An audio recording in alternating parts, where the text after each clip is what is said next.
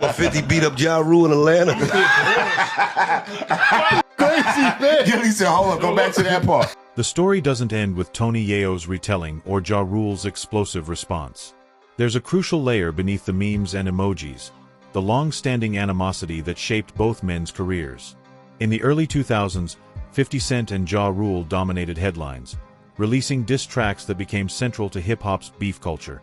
Whether it was 50's Wanksta or Ja Rule's clapbacks, fans were glued to MTV, BET, and radio stations to hear the latest shots fired.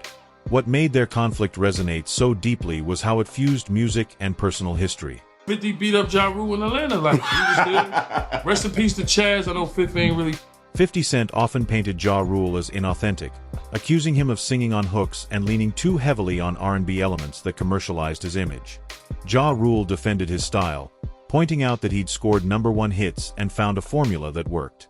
Meanwhile, both camps had connections rumored to be tied to real street backgrounds, intensifying the sense that the feud was more than just studio talk. This backdrop is why people still perk up when new tidbits emerge, even comedic ones. I'm just truthful, like real street shit.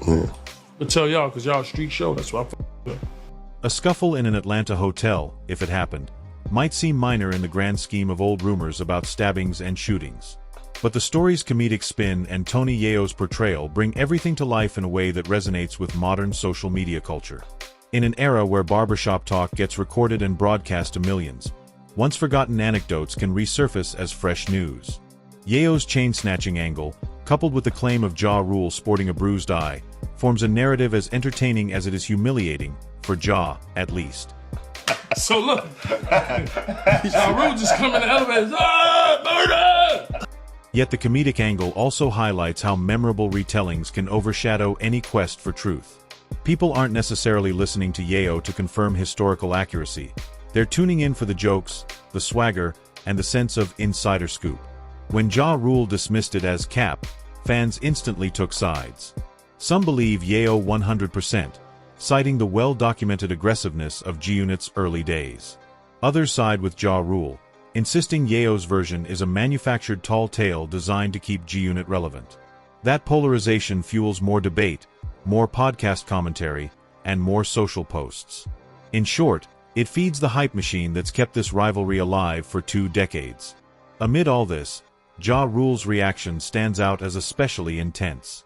He posted clown emojis, referenced rats, and recounted what he insists are the real legal entanglements, implying G-Unit members had protective orders or that they sued Murder Incorporated.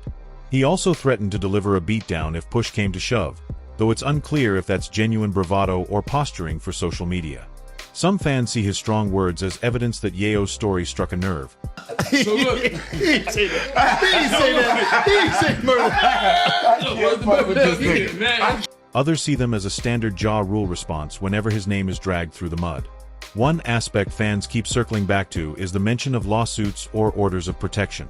Historically, both G-Unit and Murder Incorporated were entangled in legal controversies ranging from label investigations to personal disputes.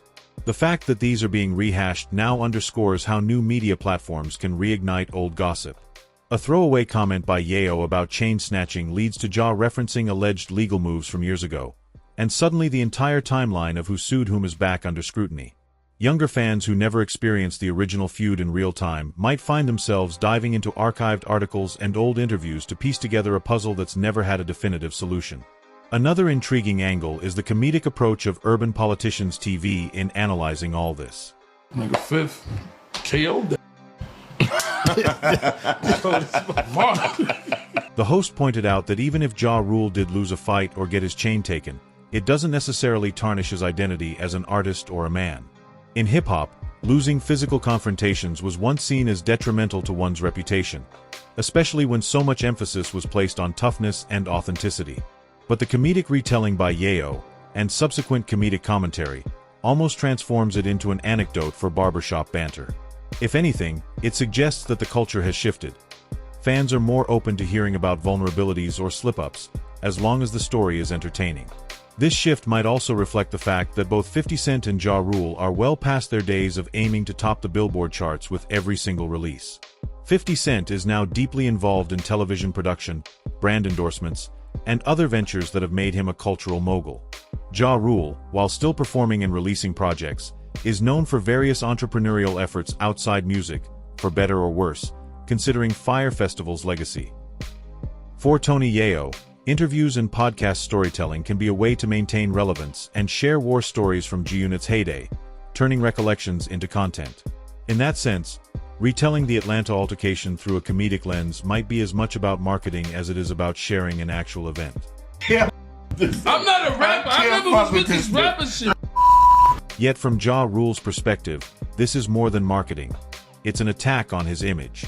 He might have left the peak of his chart dominance behind, but that doesn't mean he's willing to let false narratives float around unchallenged. Indeed, his social media meltdown, filled with threats and reminders of alleged protective orders, suggests he feels a strong need to defend his legacy. In a genre where respect is hard-earned and easily lost, letting comedic stories of humiliation spread unchecked could be detrimental. Ja's not about to let that happen, even if it means reigniting a feud many assumed was dormant. Another point to consider is how these stories can overshadow the actual music. For years, fans have lamented that the drama between G-Unit and Murder Incorporated took center stage, often eclipsing the artist's creative output.